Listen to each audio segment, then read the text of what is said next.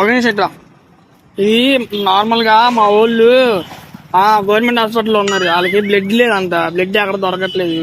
కొంచెం నీ బ్లడ్ ఉంటే వచ్చి మన బ్లడ్ పని చేయదమ్మా. అది కాదు అది కాదు, ఒక నిమిషం నువ్వు ఆగో చెయ్యొద్దులే, నువ్వు ఆగో చెయ్యొద్దులే. బాబాయ్ ఒక నిమిషం అరమాకు బాబాయ్, మన బెడ్ పని చేయదని చెప్పాను అంతే. ఒక నిమిషం ఆగు. ఎందుకు అరుస్తున్నావు ఎందుకు అరుస్తున్నావు నువ్వు?